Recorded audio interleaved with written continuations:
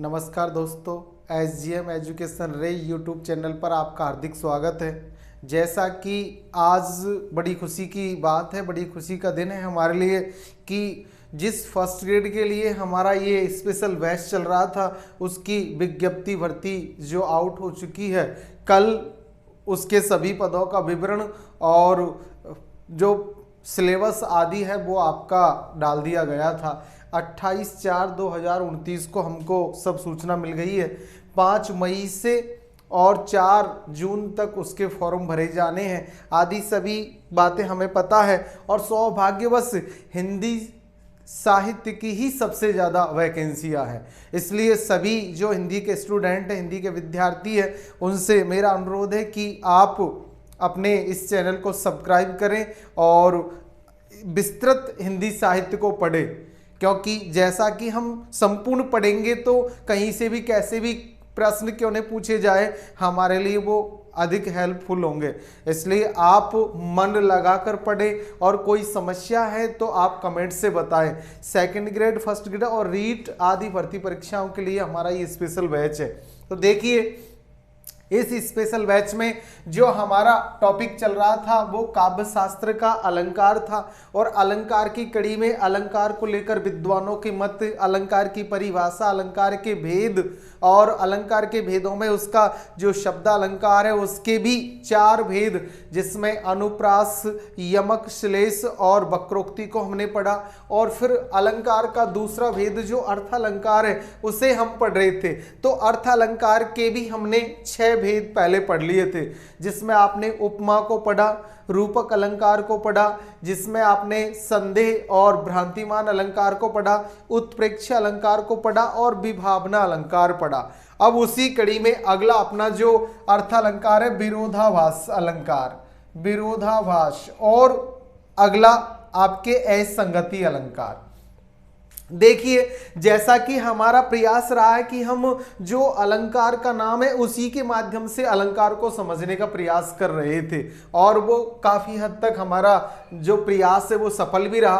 तो उसी कड़ी में देखिए, देखो नाम है विरोधाभास अलंकार, तो देखो इस शब्द से ही पता चलता विरोध प्लस आभास अलंकार है, यानी कि इसमें विरोध नहीं होकर विरोध का मात्र क्या हो रहा है, आभास हो रहा है। ऐसा प्रतीत हो रहा है कि विरोध है, जबकि वास्तव में उस पद या रचना में विरोध नहीं है। तो देखिए, विरोध प्लस आभास अर्थात जब किसी पद में वास्तविकता में तो विरोध वाली कोई बात नहीं होती, यानी वास्तविकता में तो कोई विरोध नहीं होता है, परंतु सामान्य बुद्धि से विचार करने पर विरोध का आभास होता है, ऐसा प्रतीत होता है कि इसमें विरोध है, वहां आपके विरोधाभास अलंकार होता है। वहां कौन सा अलंकार होता है, विरोधाभास।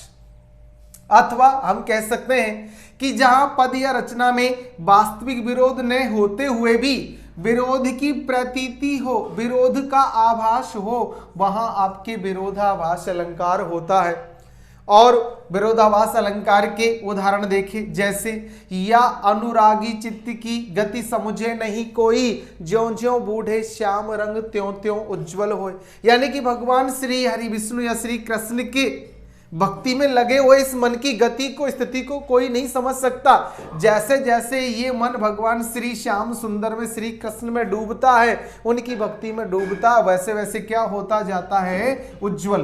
तो यहाँ विरोध का आभास, यानी श्याम रंग में, काले रंग में डूबने से काला होना चाहिए, श्याम रंग का होना चाहिए, लेकिन हो क्या रहा है, उज्जवल।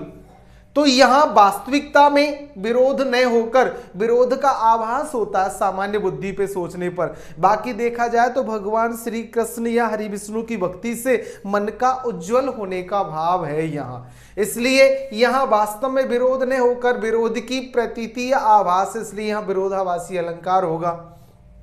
दूसरा उदाहरण, तंत्रीनाद कवित्रस सरस राग रतिरंग अनबूढ़े बूढ़े तिरे जे बूढ़े सब अंग। तो यहां कवि का कहना है कि नाद, कवित्त, रस और राग में जो व्यक्ति डूब जाता है वो तो तैर जाता है, और जो बिना बूढ़ा रह जाता है वो उसमें डूब जाता है। कहने का भाव है कि जैसे भगवान की भक्ति है, कविता है, कविता का रस है, या प्रेम आदि में जो व्यक्ति डूब जाता है, जो उसमें अपने आप को लिप्त कर देता है, वो तो उससे पार निकल जाता है। लेकिन जो नहीं डूब पाता वो डूब जाता है, वास्तविकता ये है। लेकिन यहाँ अनबूढ़े बूढ़े, यानी जो नहीं बूढ़ रहा वो तो बूढ़ जाता है, और जो बूढ़ जाता है वो तैर जाता है। इस भाव को प्रकट होने से यहाँ विरोधाभास प्रतीत होता है। विरोध ने होकर विरोध की प्रतीति या आभास होने से विरोधाभास है। अगला उदाहरण, मीठी लगे अखियन लुनाई, यानी आंखों का जो लौनापन है वो क्या लगता है, मीठा। ये भाव यहां, यानी कि नमकीन का मीठा लगना विरोध का आभास है। बाकी यहां अर्थ है लुनाई का सुंदरता, यानी कि आंखों की सुंदरता अच्छी लगती है। इस भाव को यहां बताया है। अगला उदाहरण, विस्मय यह गोदावरी अमृतन के फल देत, केशव जीवन हार को अशेष दुख हर लेत। तो यहां विस्मय यानी कि अनेक विषय वासनाओं से रहित ये जो गोदावरी नदी है वो अमृतों के फल देती है, यानी विष से भरी हुई गोदावरी किसके फल दे रही है, अमृत के।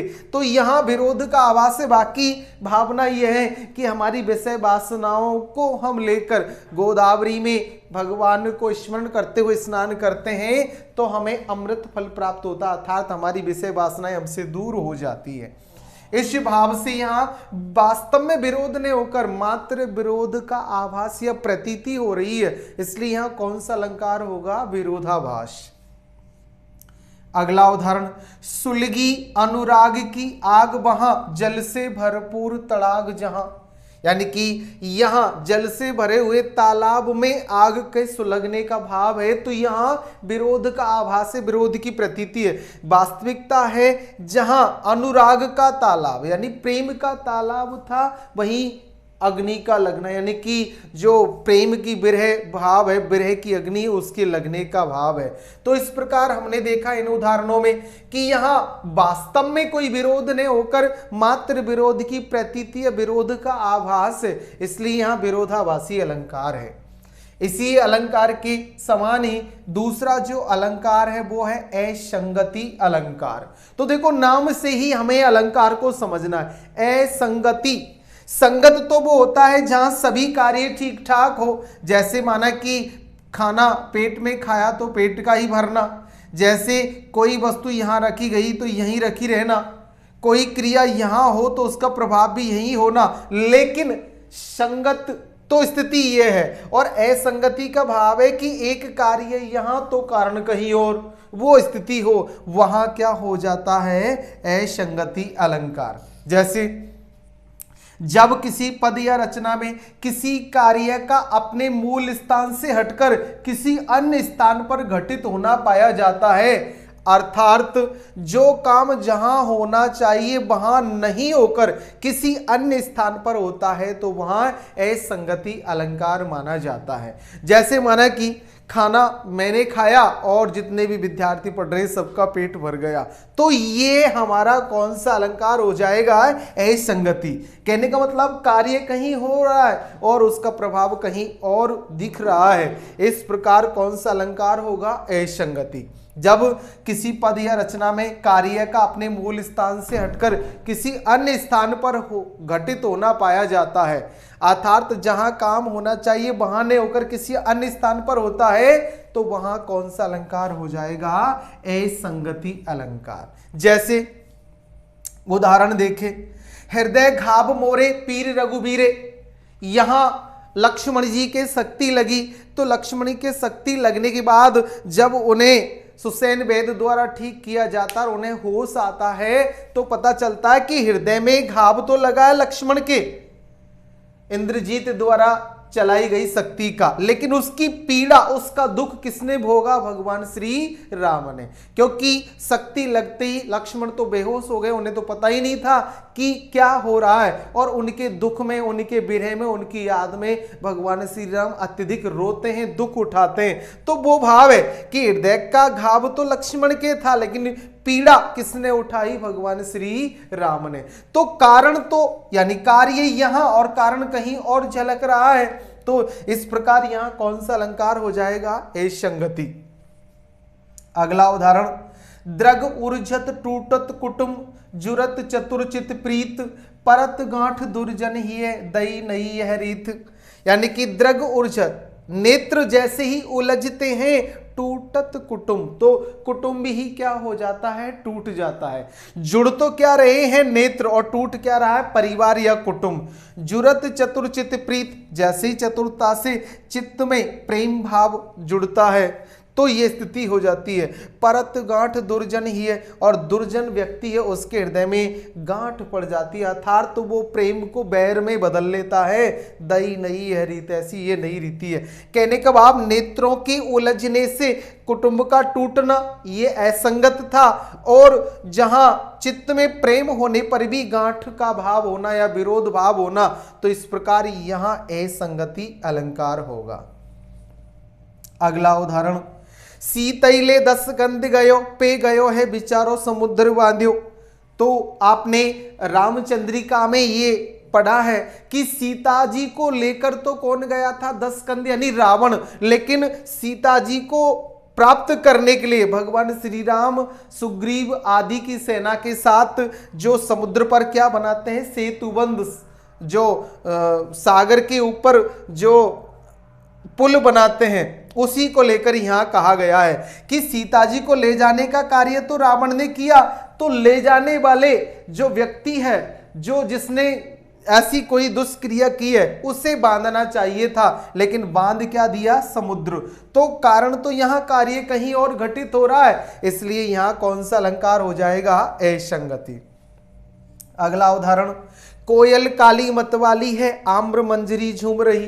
काले रंग की कोयल आम के पेड़ों पर बैठी हुई और वो बसंत के महीने में बोल रही है, लेकिन आम पर मंजरियां खिली हुई है और वो हवा के साथ लहला रही है। यानी कि काली कोयल को देखकर इस प्रकार आम का प्रसन्न होना, ये स्थिति यहां कौन सा अलंकार हो जाता है, असंगति।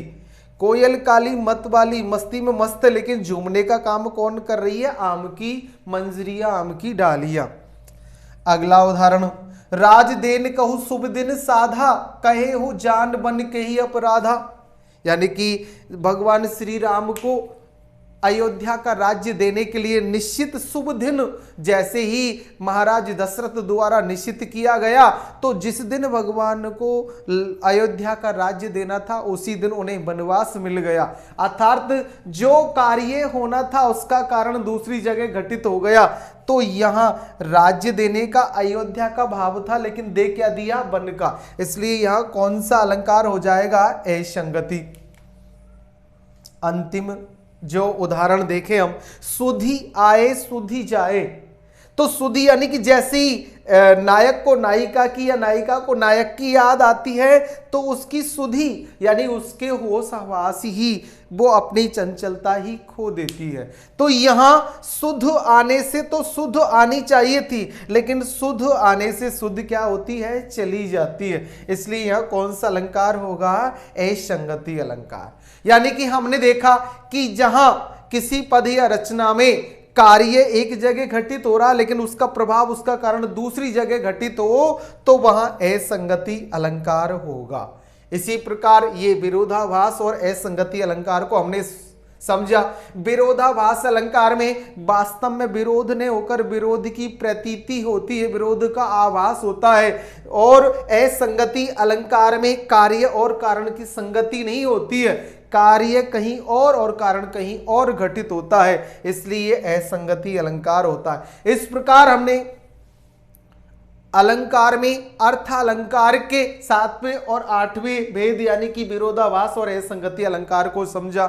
इनमें या इनके अलावा अन्य और कोई एग्जाम्पल और कोई उदाहरण पढ़ते हुए आपको समस्या हो, कठिनाई आए, तो आप कमेंट से बताएं। बड़े जोश और उत्साह से पढ़े, अपने मित्रों को लाइक करें, उन्हें लाइक करने के लिए कहें, उन्हें शेयर करें और सब्सक्राइब करें।